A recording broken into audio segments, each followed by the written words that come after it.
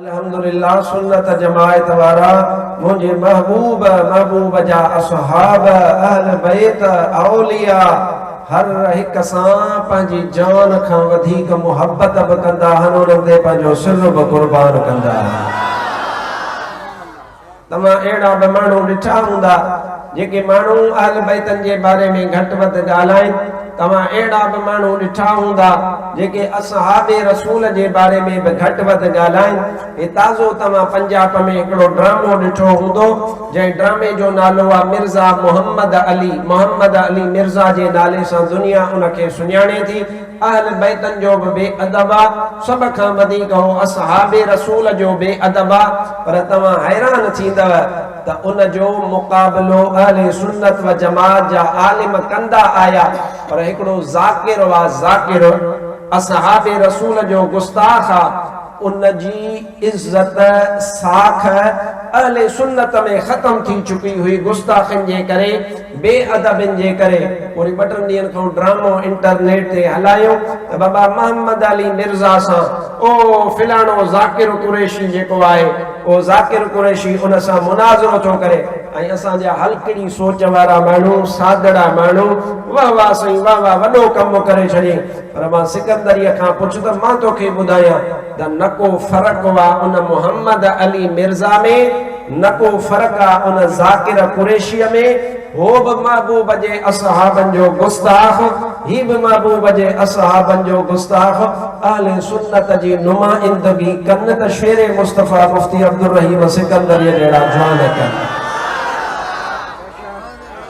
पर यार तव्हां ऐं असांजा नौजवान बिलख़ुसूस आलिमन खां राय पुछनि कोन। ओ वींदे मुफ्ती आज़म पाकिस्तान मुफ्ती मुनीबुर रहमान खां वठी करे वॾा वॾा आलिम मुल्क सॼे जा उन ज़ाकिर कुरैशी खे चवनि था त महबूब अकरम सल्लल्लाहु अलैहि व आलिहि वसल्लम जे असहाबनि जो इहो गुस्ताख आहे। सदाई इन जी ज़ुबान महबूब जे असहाबनि जे बारे में तिरकंदी आहे, छिड़ंदी आहे, बकवास कंदो आहे, वरी माफ़ी वठंदो आहे, बकवास कंदो आहे, वरी माफ़ी वठंदो आहे। ऐं आलिम सभु मुतफ़िक़ थी करे चवनि था त इहो महबूब जे असहाबनि जो गुस्ताख आहे। असां सुन्ननि कॾहिं ॿियाई कई कान्हे, जहिड़ो लानती मिर्ज़ा वा अहिड़ो ज़ाकिर कुरैशी लानती आहे। असां सुन्ननि जा जेके पगदार आहिनि उहे सुल्तानुल वाइज़ीन मुफ्ती अब्दुल रहीम सिकंदरीअ जहिड़ा।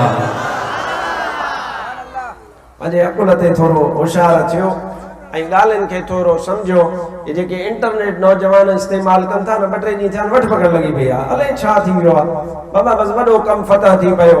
पोइ आम तौर ते मां हिकिड़ो मिसाल ॾींदो आहियां त फ़लस्तीन में जेका जंग आहे उहा जंग विढ़नि था फ़लस्तीन जा मुजाहिद, पर वरी क्रेडिट खणण जी कोशिश कंदो आहे सदाई ईरान।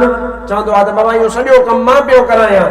अहिड़ी तरह इन मिर्ज़े मोहम्मद अलीअ जो रद्द अहले सुन्नत व जमात जा आलिम कनि था।